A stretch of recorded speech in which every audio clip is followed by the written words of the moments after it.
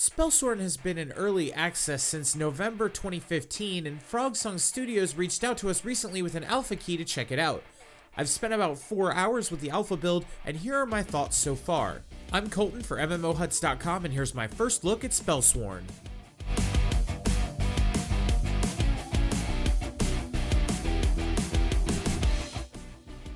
For those of you who don't know, Spellsworn is based on an old Warcraft 3 mod called Warlock. You play the role of a wizard entering an arena that changes each time you play, and fight with up to 8 other players in a best of 5 fight to the death. Between rounds, you spend points you earn to buy and upgrade your arsenal of spells. As each round progresses, a field of lava closes in from the outside that does huge amounts of damage over time if you get caught in it. The lava itself becomes a huge part of the match as a lot of spells have a ton of knockback on them. As the safe ground becomes much smaller, you can easily pick people off by sending them flying into the lava. The game controls like you'd expect a MOBA to control, but with a lot more slots for abilities. You can have up to 7 spells at a time in any combination you like from the 4 categories. The 8th spell slot is always taken up by a standard AoE knockback spell. There are damage spells, which offer things like lightning bolts, fireballs, and my personal favorite, the magic missile. A bunch of the damage spells have additional effects alongside their knockback.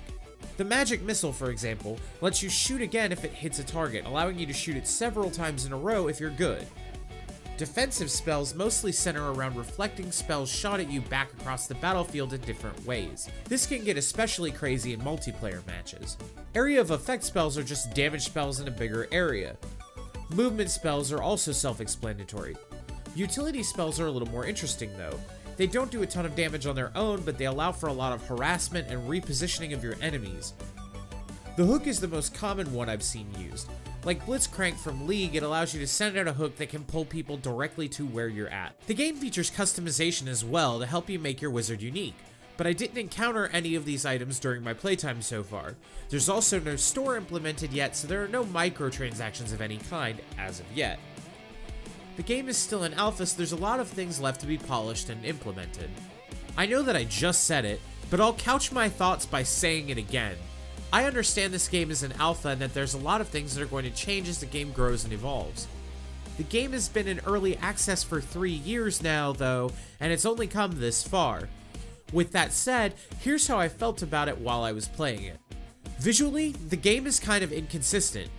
The maps look pretty solid, and the textures on the ground are actually really good. The glowing spell effects coming off the light sources are also well done.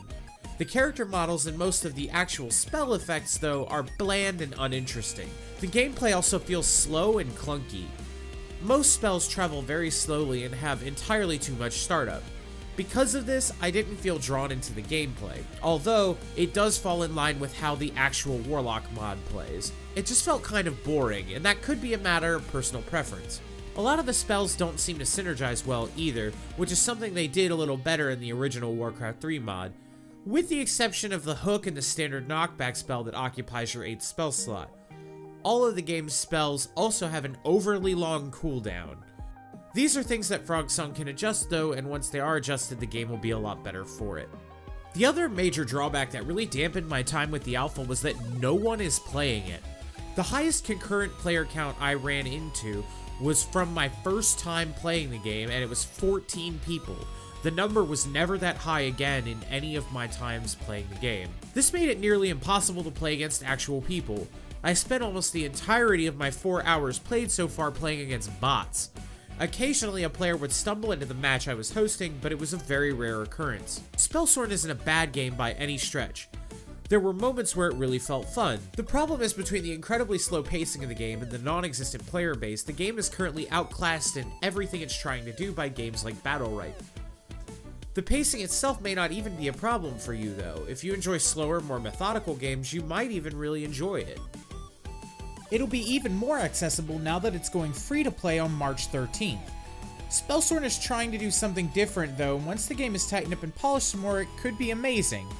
Unfortunately, the devs are moving out of early access and into this free-to-play commercial launch while the game still looks and feels so unfinished. Despite this, it has all the potential in the world. It just needs a lot more time and a lot more work. Well, that's all for today. Let me know what you think down in the comments below. Make sure you subscribe and keep it locked on MMOHuts.com for all the latest gaming news and reviews.